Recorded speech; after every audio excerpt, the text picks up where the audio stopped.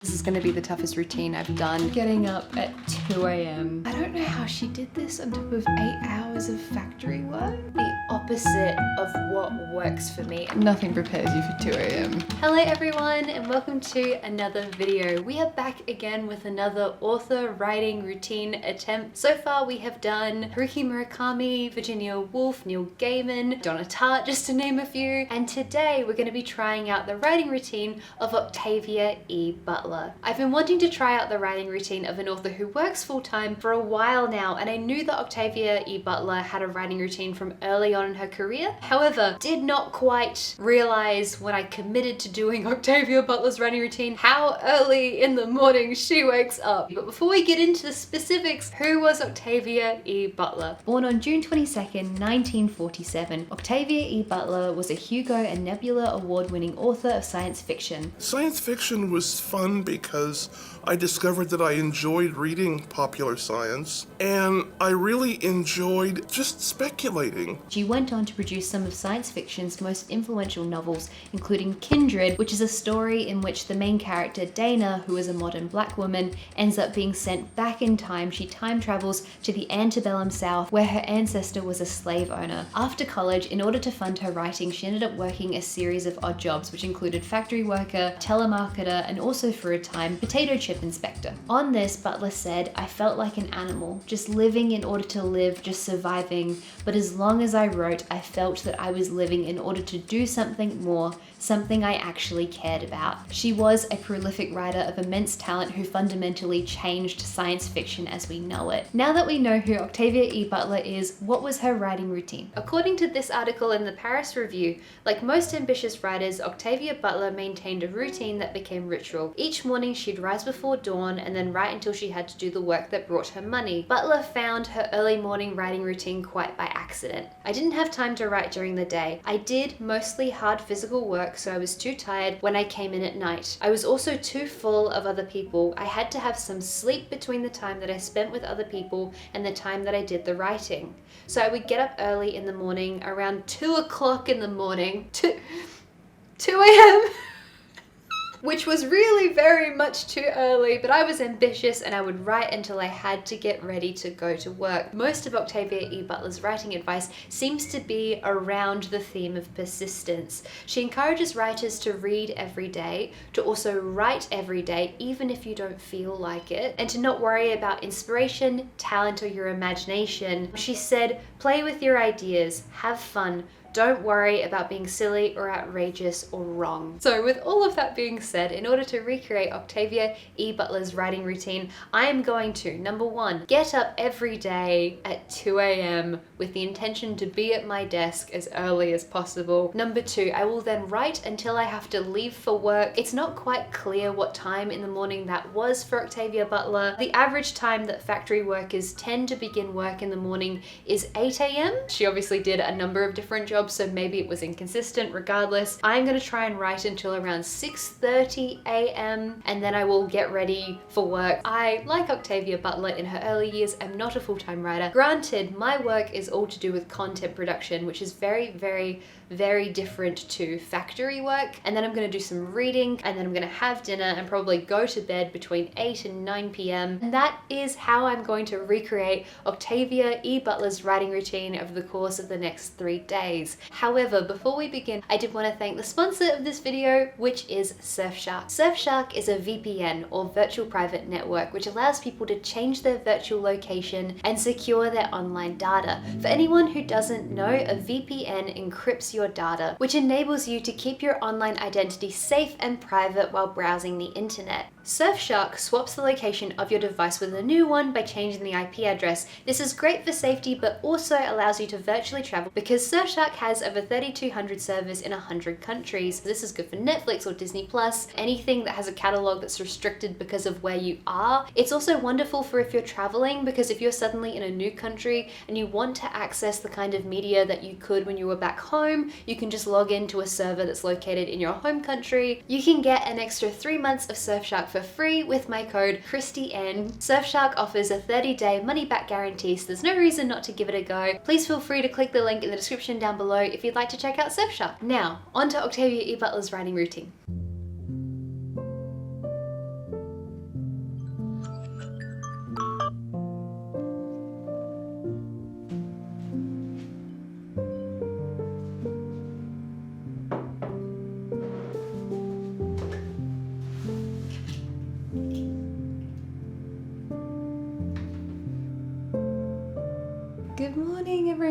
It is 2:25 a.m. I did my best to get ready, as in like to just get out of bed and get to my desk as quickly as possible. But 2:25, I'm sitting here, I'm at my desk. I do know, after having done so many of these early morning routines, that I need to ease into them. So I did get up early all last week in preparation for this, but I feel like nothing would prepare you for getting up at 2 a.m. Yeah, this is the time I'm supposed to be in deep sleep, but here we are, and I'm gonna get started on working on Project Teacup for today. I'm editing bits and pieces sort of like out of order. I'm editing. I'm working on draft 4 of the story. The story's there, I'm doing the polish of it. But yeah, in my half asleep state, I'm gonna do my best to work on this, to edit my story.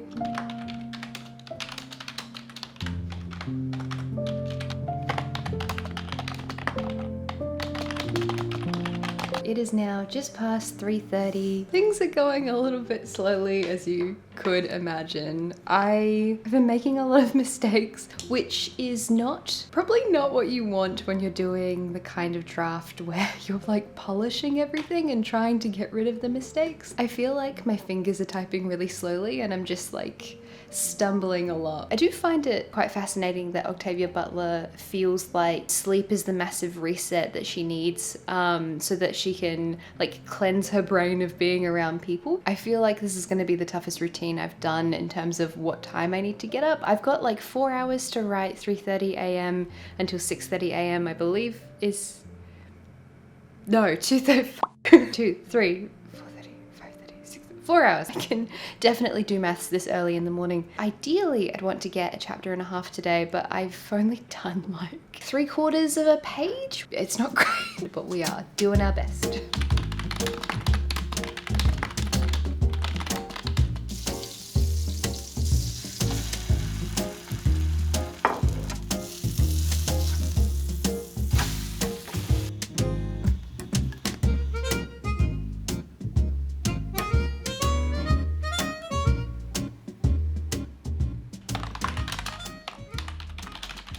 I can't believe it's 6:53 and I'm already done with my writing stuff. The sun isn't even risen yet. It's still dark outside. We're in the dead of winter right now. We just had the shortest day of the year. Yes, hello, before anyone gets confused, I'm in the southern hemisphere. I'm in Australia. So I was planning on going for a walk. I might wait until the sun's a little bit more risen just for safety reasons. I don't want to go walking when it's dark outside. That doesn't sound very safe. I managed to edit. It was okay. It wasn't great. It took me like an hour and a half to get into it, and even then I kind of struggled at some points because obviously when you're tired you're not going to concentrate as well. I'm not rewriting the book, but it's like when I edit each chapter, I don't sit there and go, okay, change that word, change that word. I actually rewrite the whole chapter. So I've got the text beneath me and I'm just rewriting almost word for word in some sections, or I'm completely changing it. And I find that that's the easiest way for me to flush out the bad bits and to really properly polish it. However, as I said, I was making a lot of mistakes earlier, which I think I got them all. The sun is actually starting to rise, so I'm gonna put on my sneakers and go for a walk, and then I'll come back and sit down and do my other work for today. Let's do a whole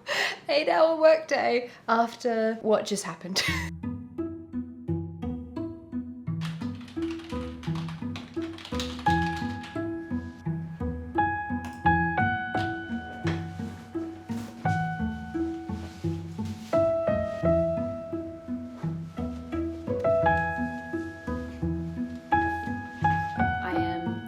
Up, let's go for a walk.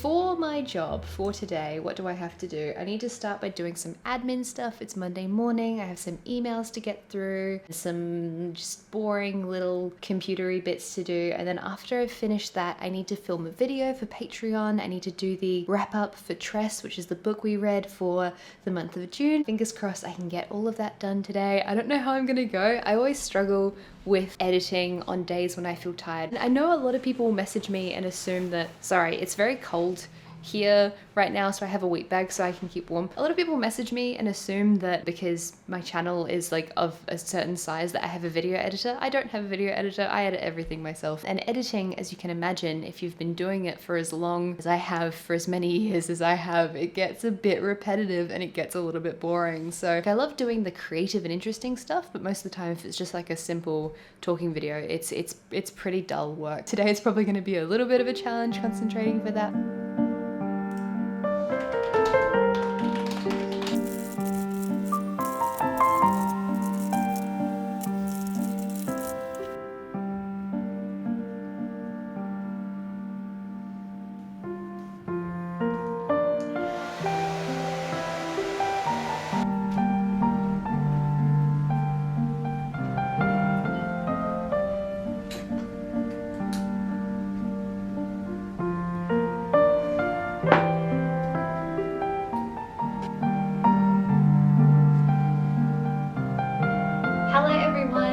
To another video for our book club here on Patreon. And so that is what I thought of Tress by Brandon Sanderson. I'm really excited because next month we're going to be reading Yellowface by R.F. Kuang. This book has been so hyped. I've heard some wonderful things about it.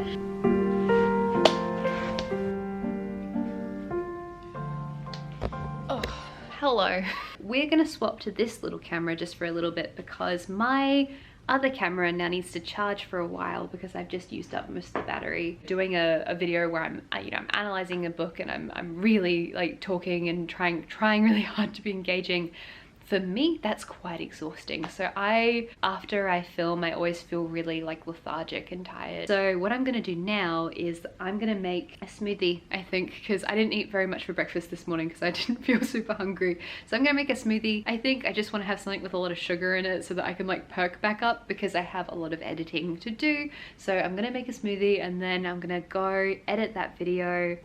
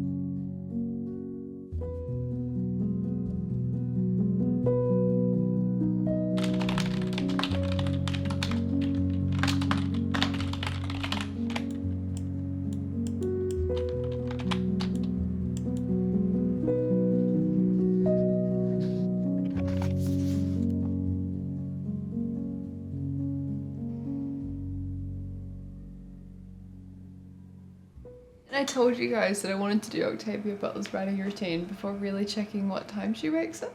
Like, I thought it was 4 AM, like a 4 AM routine. I thought it was another one of those, but 2 AM is a lot. It's a lot earlier. I did put a lot of effort into getting up early last week, but nothing prepares you for 2 AM. This is, for me, this is silly. Obviously, if you've been doing this routine for a while, you'll get used to it and then like you'll get like sleepy, like earlier, your circadian rhythm adjusts and whatever. And so I say this with all that in mind. I don't know how she did this on top of 8 hours of factory work. Just speaking to my experience, I find the work that I do already quite taxing. I find editing and content stuff quite tiring, but that is nothing compared to having to work in a factory. The closest point of reference I have is working in retail. When I was 16, I worked at a discount clothing store and I had these like basically cleaning shifts. I'd be given a certain number of hours to clean up like the whole of the children's section or the whole of the women's wear section, and it would just be trashed. Like it would just be a complete mess, and this was a massive store, and so it was like not very much time at all to clean up this massive amount, like refold all of the t-shirts on the tables and clean up all the rubbish and do everything. So that was my job when I was 16. And then after that I worked in like a computer store / stationery store, and I did night fill, so that's like stacking boxes and moving paper and unpacking things, and again like cleaning things up. But I still don't think that that would really compare to working in a factory every day for 8 hours. So like, I don't know how she did this. My brain isn't working.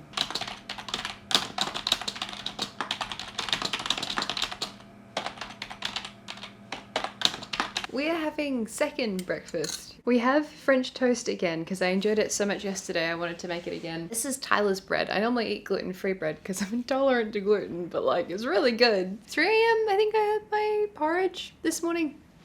And I remember this from when I used to wake up really early before work, before I went to my 9 to 5. I remember feeling snacky all the time and getting quite hungry. And it's not just that you've woken up earlier and your body's like, hey, I've been awake for a certain number of hours, it's lunchtime, feed me. It's that I think when you're tired, your body craves more food. Now that we're in the bits where I need to have my brain really switched on, it's very tricky to do this challenge. So for the next author routine I'm gonna try, I'm hoping that it's something that's a bit more conducive to me actually working well on my story. As I mentioned already in this vlog, I committed to Octavia Butler's writing routine before I realized how early it was, and I wanted to do her the justice of following through and doing her writing routine. Again, I read Kindred last year or the year before and I thought it was amazing, so I wanted to try out her routine. To work for 4 hours on writing this early in the morning and then to go off to a factory, which obviously I can't emulate how tough that would have been because clearly it was physically tough on her and also socially tough on her. It gives you a better appreciation for those authors and their work to understand how many sacrifices they made. So many authors are just born rich, like so many are born upper middle class, very comfortable. So many just like live in their parents' house while they're writing their first novel, or they, you know, they don't have to work full time because they have other means to prop them up. And so really, if you go down the rabbit hole of looking at authors and, you know, did they come from wealth? Did they not come from wealth? This is something I'm really interested in because I grew up quite working class. And I find it so fascinating seeing which authors had to make those extra sacrifices. I'm really impressed by Octavia Butler. She's such a hard worker. I can't believe she did this. I'm gonna finish eating my food and then I'm gonna go for a walk and then I'm gonna do my job. Look, I'm sure it comes as absolutely no shock to anyone that this routine is not working for me. Like, I bet you would have like seen the title of this video, 2 a.m. writing routine, and you would have gone, oh, I don't think that's gonna work for her, because that's the response that I had when I realized that I would have to get up at 2 a.m. to film this.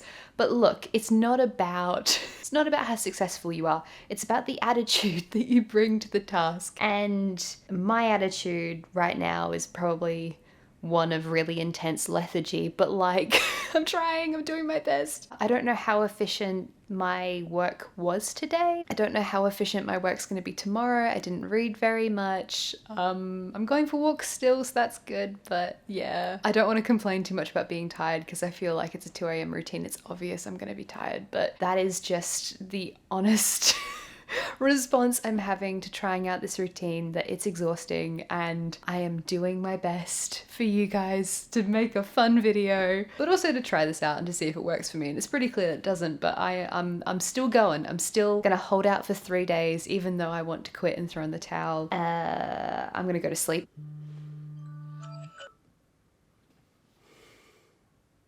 I wouldn't say it's a disaster, but it hasn't exactly been successful. Like, I like doing these routines even if they're like wildly different to my regular routine, because I like learning what works for me and what behaviors that I could try that I haven't done before might be useful for my writing. Because of the Haruki Murakami routine, I took back up jogging again, and now I go jogging actively. So yeah, slow going, very slow going. I don't feel like working. I want to go back to bed. My partner Tyler is awake. He's over there because like this is a time where he's normally still awake and doing stuff, so he's chilling over there. I am so glad that this is the last day of this particular challenge. It has been many hours since I last checked in with you. It is now 6:53 a.m. and I am done with the writing aspect of this challenge. I'm gonna get ready to do a little walk and then I'm gonna sit down and do my work for the day, which actually, this might be a bit meta, is editing this video. Yay!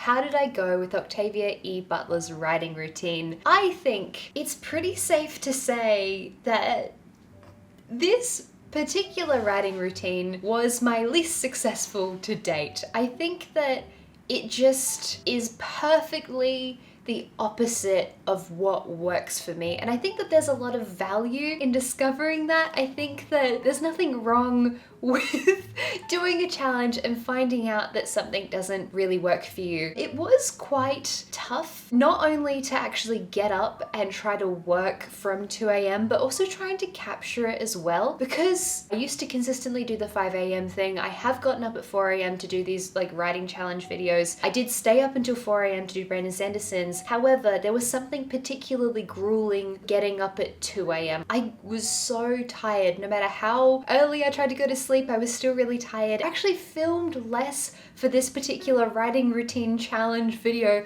than I normally film, and I hope that the video is still fun and interesting and engaging, but I found it really tough to try and capture the process because it was so difficult for me to do. You know, I was really trying to focus on getting these chapters edited. I'm really in focus mode at the moment for Project Teacup. I'm about to finish this novel and submit it. This is my priority right now. And so trying to capture this video and get up at 2 a.m. was really tough. That being said, I don't doubt that Octavia E Butler had a tougher time. She was working in factories and getting up at 2 a.m. consistently. I am now gonna stop getting up at 2 a.m. and I'm gonna go back to the routine that suits me. To summarize, what did I learn? Number one, I can't wake up at 2 a.m. It's just too early. 4 a.m. I can do. It's tough, but I can push through. 2 a.m. just not gonna happen for me. My circadian rhythm, my brain, whatever, doesn't work for me. I'm not an early morning person naturally, so it's just no to 2 a.m. Absolutely not. Normally I come into this with my things that I've learned already pre-selected, but I'm so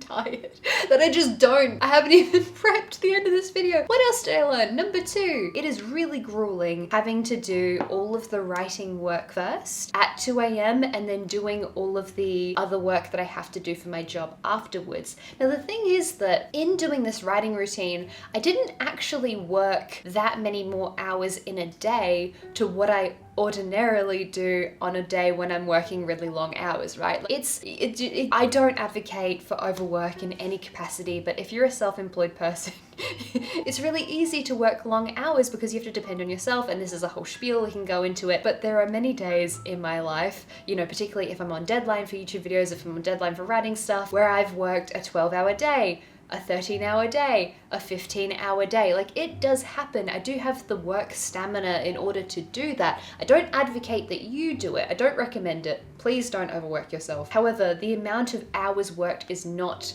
the problem. It's the order in which I do it, because I find writing work really creatively draining. So if I'm doing 4 hours of dedicated writing work, I finish that work and I feel really tired. And so I find it really tough to concentrate on things that are unengaging, like video editing, for example, which is most of the work I had this week. I think if I were doing more manual tasks, it would have been a little bit easier for me, although that's not to say at all that Octavia E Butler had an easier go of it. She didn't. She worked in a factory, it would have been really hard work and really taxing. But I do know that when I used to work in retail, when I did night fill, when I did jobs like that were more physical, where I used my analytical and creative brain a bit less, it gave me more time and space to be creative. That being said, point number 3, Octavia E Butler was a really hard worker. Like, getting up at 2 a.m. every day, you know, sort of forcing herself through work, feeling like she was just living to write. I cannot imagine how difficult that would have been on her at the time. She was college educated. Her mother wanted her to work, I think, as a secretary, but these were the kinds of jobs that she felt would enable her to do her writing. And so I think that's the third thing I've learned, just that she's a really hard worker, and it would have taken a lot of resilience to get up every day at 2 a.m, write for 4 hours, do a full day's worth of work, and then come home, and then she was probably reading. That would have been really, really exhausting to do all of that every day, and so massive kudos to her. Thank you guys so incredibly much for watching this video. I hope you enjoyed it, even though it was my least successful writing routine to date in terms of my actual output in writing. I think in 3 days I edited like 2 chapters. It wasn't good because that was like 12 hours worth of work, but anyway, it's fine. We learned a lot. Thank you again to Surfshark for sponsoring this video. Don't forget to click the link in the description down below if you want to check out Surfshark. And also a massive thank you to everyone over on Patreon for supporting my channel. These videos wouldn't be possible without Patreon. If you're interested in checking out Patreon, we have a whole bunch of bonus content over there, bonus videos, our book club. I just did like an hour-long Patreon Q&A video over there, so if you want to see that, please feel free to go check out Patreon. There's a link in the description down below. Take care, everyone, and I will see you next time. Bye-bye.